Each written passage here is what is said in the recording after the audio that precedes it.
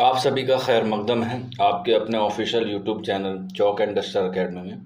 और आज आप लोगों के लिए एक मैं इन्फॉर्मेशन के साथ हाजिर हुआ हूँ।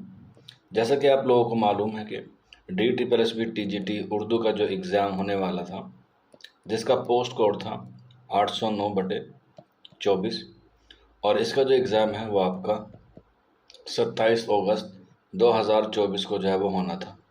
लेकिन किसी कारणवश या इसी वजह से जो है वो आपका ये एग्ज़ाम कैंसिल कर दिया गया है। आप लोगों ने उसका नोटिफिकेशन देखा होगा, जो DSSB की ऑफिशियल वेबसाइट पर क्या है अवेलेबल है। अब बच्चों के जहन में दो सवाल जो है वो सबसे ज़्यादा आ रहे हैं। सबसे पहले तो ये सवाल आ रहा है कि ये एग्ज़ाम कैंसिल क्यों हुआ, इसका क्या रीज़न है, इसकी क्या कारण है। इसके बाद जो दूसरा ऑप्शन है या जो दूसरा सवाल बच्चों के मन में आ रहा है वो ये है कि अब एग्ज़ाम की जो नेक्स्ट डेट आएगी वो कब तक आएगी। ये दो सवाल जो हैं बच्चों के जहन में सबसे ज़्यादा उभर रहे हैं। कैंसिल होने की वजह अभी तक जो है वो DSSB ने कोई क्लियर नहीं किया है कि इसका कारण क्या रहा है, लेकिन फिर भी मैं आपको बताऊं तो इसका कारण यही हो सकता है कि अभी जो है वो UGC नेट JRF के जो है वो एग्ज़ाम चल रहे हैं, जो किस फॉर्मेट में होते हैं, जो होते हैं ऑनलाइन फॉर्मेट में। और DSSB का जो एग्ज़ाम है वो भी जो है वो ऑनलाइन में होता है। तो ऐसा हो सकता है या ऐसा माना जा सकता है कि उनको लैब ना मिली हो, क्योंकि UGC का एग्ज़ाम जो है वो आ, पूरे हिंदुस्तान में जो है वो होता है अलग अलग तरीके से, और इसमें जो है वो काफ़ी सारे बच्चे एस्पिरेंट जो है वो भाग लेते हैं। जबकि दिल्ली का जो एग्ज़ाम होता है DSSB का, वो और सिर्फ जो है वो उसका सेंटर दिल्ली में ही होता है। तो इसीलिए ये कारण हो सकता है कि उनको लैब ना मिली हो और इस वजह से जो उन्होंने क्या कर दिया हो, एग्ज़ाम कैंसिल कर दिया हो। लेकिन अभी हम लोग अगर DSSB की वेबसाइट पे जाते हैं तो वहाँ पर हमें जो है वो एक नोटिफिकेशन दिखता है, जिसमें 4 तारीख से लेके और 28 सितंबर तक, 4 सितंबर से लेके 28 सितंबर तक हम लोग देखते हैं कि वहाँ पे उनका एक एग्ज़ाम है, जो जुडिशरी का एग्ज़ाम है, वो जो है वो कंडक्ट हो रहा है। तो इस वजह से हम लोग अंदाज़ा लगा सकते हैं कि इसका जो एग्ज़ाम है उसका रीज़न यही है। हालांकि कुछ बच्चों ने RTI जो है वो अप्लाई किया है, उसका अभी तक कोई रिप्लाई नहीं आया है DSSB की तरफ से कि इसका एग्ज़ाम को कैंसिल कराने का या एग्ज़ाम को कैंसिल करने का क्या वजह रही है। जब तक इसका कोई रिप्लाई नहीं आता है तब तक जो है वो इस बारे में कुछ ऑथेंटिक इन्फॉर्मेशन मैं आपको नहीं प्रोवाइड करा सकता। लेकिन हमें RTI का जो है वो वेट करना होगा। हालांकि कुछ बच्चे कहते हैं कि RTI के संदर्भ में कि ये वाला जो पोर्शन है DSSB का ये नहीं आता है, लेकिन ख़ास तौर पे जो उर्दू वाले तालिब इल्म हैं वो जो है वो ज़्यादा से ज़्यादा RTI लगाएंगे, तो हो सकता है कि रिप्लाई आ जाए, और रिप्लाई ना भी आए तो एटलीस्ट उनके पास ये इन्फॉर्मेशन पहुंच तो जाएगी कि उर्दू वाले तालिब इल्मों की जो तादाद है वो कम नहीं है बल्कि काफ़ी अच्छी खासी है। इसलिए उन पर भी जो है वो थोड़ा सा प्रेशर बनेगा और हो सकता है कि वो आपका एग्ज़ाम जल्दी करा दें।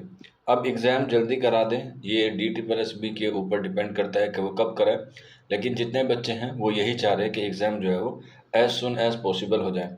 लेकिन मैंने अभी आपको बताया 28 सितंबर तो जो है वो पॉसिबल नहीं है, क्योंकि अभी जुडिशरी वालों का एग्ज़ाम चल रहा है। तो हम लोग मान के चल सकते हैं आपका जो एग्ज़ाम है वो अक्टूबर में जो है वो जा सकता है, DSSB TGT उर्दू का अक्टूबर में जो है वो हम लोग मान सकते हैं। क्योंकि इसके बाद नवंबर में और दिसंबर में जो है वो क्या हो जाएगा, इलेक्शन का अनाउंसमेंट हो जाएगा दिल्ली में, और इसके बाद फ़ेब में क्या है, दिल्ली में इलेक्शन है विधानसभा के। तो इसलिए सारे जो ऑफिसर्स हैं, ये जो सारे कर्मचारी हैं, वो इन इलेक्शन में जो है वो बिज़ी हो जाएंगे। और आपको पता ही है नेताओं के लिए सबसे ज़्यादा ज़रूरी क्या होता है, एग्ज़ाम से भी ज़्यादा ज़रूरी होता है उनका इलेक्शन। तो हो सकता है कि वो इलेक्शन में मशरूफ़ हो जाएं और इस तरफ जो है वो ध्यान ना दें। तो इसका मतलब ये कह सकते हैं कि आपका जो एग्ज़ाम होगा वो अक्टूबर में होने के चांसेस हैं।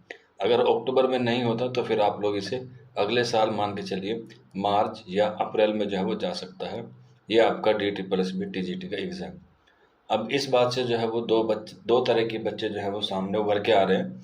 सबसे पहले तो ये कि जिन बच्चों की तैयारी नहीं थी फर्स्ट पेपर को लेके, उनको जो है वो फर्स्ट पेपर का एग्ज़ाम या फर्स्ट पेपर की जो प्रिपरेशन है उसको जो है वो टाइम मिल जाएगा अच्छे से करने का।